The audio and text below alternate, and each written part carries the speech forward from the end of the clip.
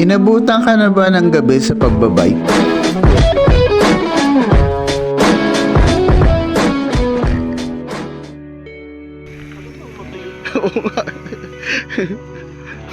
Nakakatakot at nakakailang din kung iisipin. Halos wala kang makita sa paligid. Yung naririnig ko at yan lang din yung nakikita ko sa harapan ko. Sa gabi, mas tumatalas ang pakiramdam ko. Pero ganun din yung isip natin. Parang nakikita ko yung nasa likod ko na hindi ko nakikita. Pero yung isip ko, binibigyan niya ito ng kahulugan.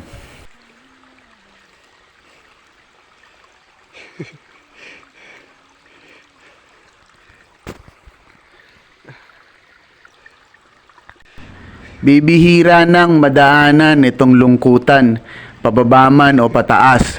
Tanging mga enduro na motorsiklo lamang ang dumadaan dito. Kaya't nakalimutan na ng gobyerno itong kalsadang ito. Biglang nagkasignal yung cellphone ni Chong Waliwa sa gitna ng gubat dito. May pusa na namang ipapasyal si Chong Waliwa.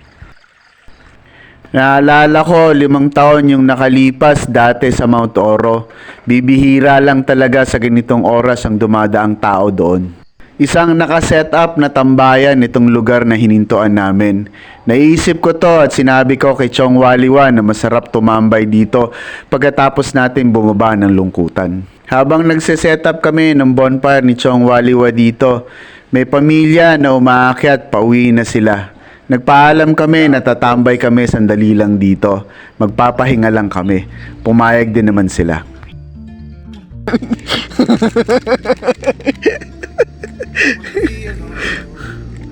Tapos hindi... Napansin ko, umuulit na yung kwento mo eh. Kaya nga eh. Sabi mo na yung kwento dito kanina. Ay. Ano ito? Ay, ito kami ngayon. One-on-one kaming dalawa. Sa Planet Mars. One-on-one kami yung Chong Waliwa. Hanapin namin yung ano, yung nakita namin nakaraan na ano, yung pag inilawan nawawala. Yung inang kalabaw yun. Pag inilawan Pag hindi mo inilawan sa madilim, putang ina, nakikita mo yung buong kalabaw. Pero pag inilawan mo siya, putang ina, nawawala. Inang kalabaw yun. Ayaw magpakita yung hayop yun. Nakakatakot din yung tangin yun. Matindi yung ano natin na yan. Yung look na yun. Payat pa nga ito eh. Kukumpara mo dun, di ba? So,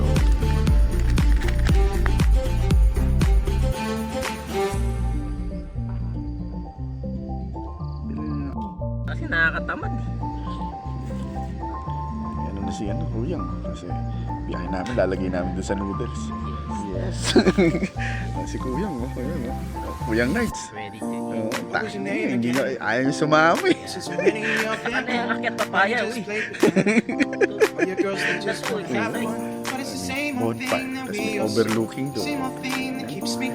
Mumuna lang yung ano. Tsaka ano, pwede tayo dito, ano, iinom tayo, gusto yung inom, tapos gusto mong pagkatas ng inom, maaway tayo dun sa kabila, oh. walang makakakilala sa atin dito. May mainit na tubig, coffee na lang namin ni...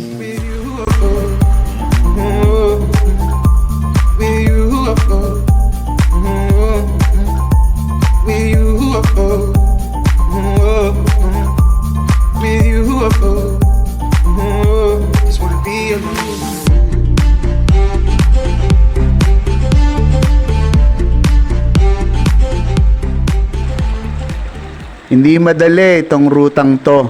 Kalahati ng ruta, halos itutulak mo yung bisikleta pababa. Malalaki yung bato, masisira yung clutch shoes mo. Okay lang kung naka-flat pedal ka dito pero mahihirapan ka pa rin lumakad dahil dun sa mga batong gumagalaw. Matalas, nakakatusok at madulas sila. Para ba silang gumagante habang tinatapakan mo? Wala silang buhay pero gumagalaw sila tuwing inaapakan mo.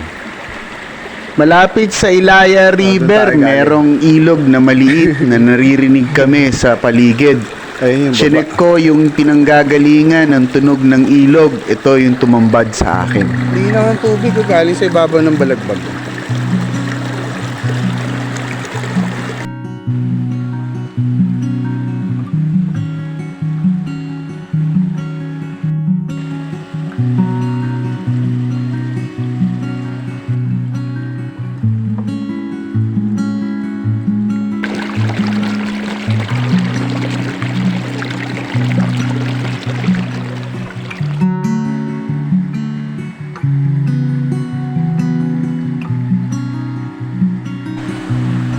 Doon tayo galing.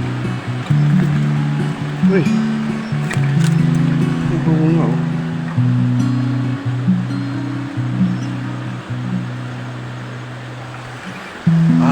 Yung daan bunga.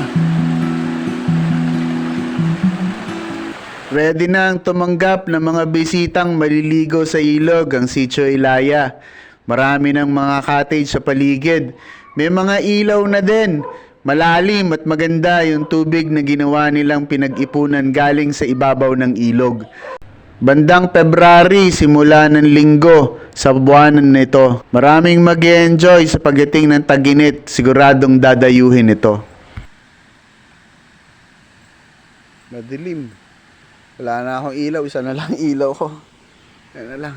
Kung nandito ka pa, maraming salamat kuyang sa pagbisita at pagsama sa akin dito sa video. Sana magkita tayo sa trail. Sana kaaliwan mo din itong video natin. Pa-like at pa-comment din. Salamat.